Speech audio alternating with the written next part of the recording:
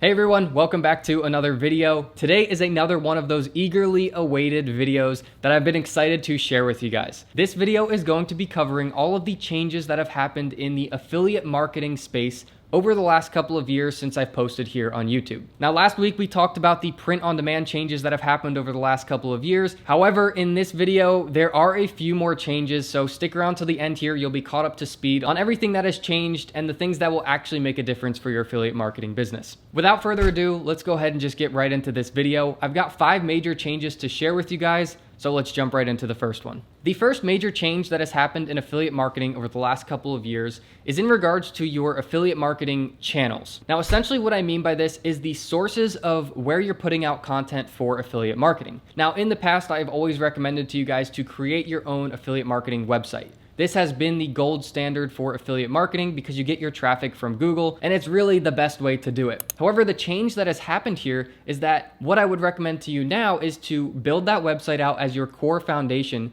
and then also add in other channels. The 2 other channels I would recommend to do are Quora.com. You can go and answer questions with your affiliate link in your answer. And then the second one is creating YouTube videos. You don't have to plan on building a very big YouTube channel, but you can create YouTube videos showing off a specific product that you are an affiliate for and putting your affiliate link in the description. Just by adding in those 2 other channels, you now have 3 sources of traffic coming to your affiliate links. Now, having a website should be your foundation. That is going to be the biggest growing channel. However, the downside to that is it may take 6 months to a year until all of the articles that you're writing are ranking on Google and bringing you in that traffic. In the meantime, when you're just getting started, you can go to Quora, answer those questions, and then you have traffic coming through your affiliate links pretty much from day one. The same thing on YouTube videos, so you can get that early traffic and notice some earnings in the first few months so you're not waiting around forever. Moving right along, let's get into the second change in affiliate marketing. Now, this is in regards to website hosting. So I've always recommended to you guys to use Bluehost to start your affiliate marketing website, and I still stand behind that today.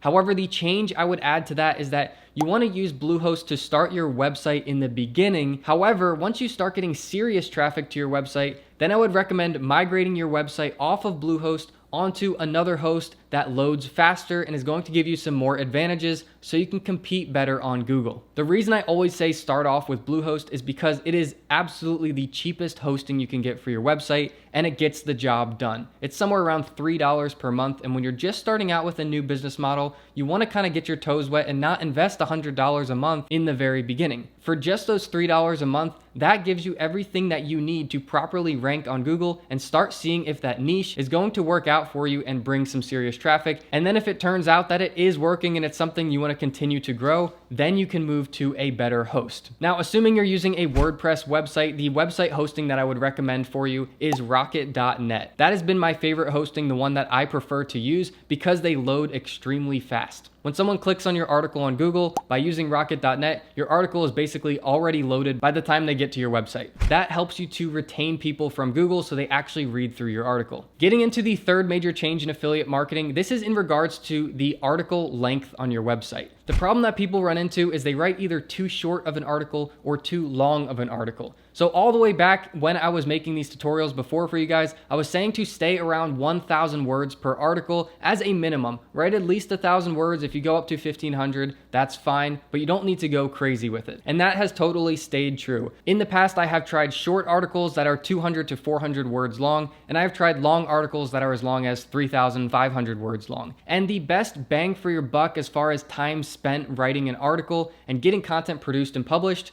is somewhere around 1,000 words. It seems like Google is trying to recommend the posts to people that have just clear, concise information and aren't going to waste people's time. So no matter what you do in your articles, try not to keep any fluff in there just to make it longer. Shoot for around 1,000 words and keep the quality really good. Moving on to the fourth change in affiliate marketing, this is the arrival of artificial intelligence writing tools, or AI writing tools. Essentially what these tools are you type in a title or a couple words that you want an article to be about, and you basically click go, and then these tools will use artificial intelligence to write you an entire article, basically. Now, I know this sounds like the perfect tool to write content for your website and to make the process a lot easier. However, my really strong recommendation to you is to avoid these pretty much at all costs. These tools are not good enough yet to be used on websites. Maybe in the future, if they become really good and they can pull information that is fact-checked and valuable and concise information that's not fluff or inaccurate, then they may become useful. But right now, Google is struggling with the problem of people are finding out about these artificial intelligence writing tools, and they are just pumping out thousands of articles and basically just flooding Google with these articles. Now, Google's algorithm has to figure out if the articles are good or bad, and they're trying to determine, is it written by AI or is it written by a human with real experiences and real information? So my recommendation to you is don't use these AI tools, because I have a strong feeling that they are going to basically punish the websites that have used them and reward the ones that are written by humans with real genuine information. Just like that, we are on the 5th and last big change for affiliate marketing over the last couple of years.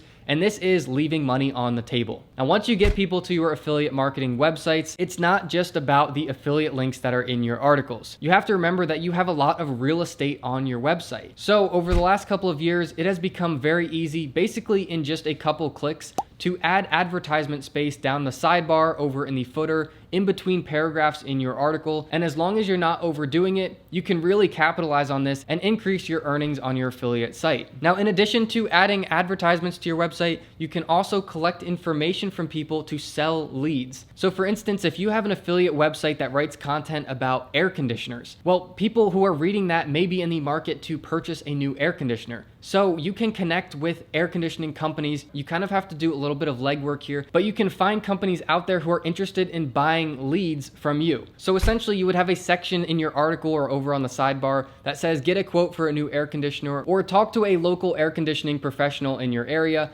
And then once they click on that, they can fill out a form with their phone number, their email, and their name. And that goes over to the air conditioning company, and they will pay you on a per lead basis. So you may get $20 or $50 for every person that comes through your website and gets in touch with an air conditioning company. It's something to keep in mind. It won't fit for every niche, but I just wanted to make sure that you guys know not to leave money on the table. So guys, that is it for this video. I hope it has been helpful. If you have any additional questions or anything you're curious about with affiliate marketing, just let me know down in the comments. As always, if you guys enjoyed this video, I really appreciate the thumbs up, so thank you for that in advance, and I'll see you all in the next video.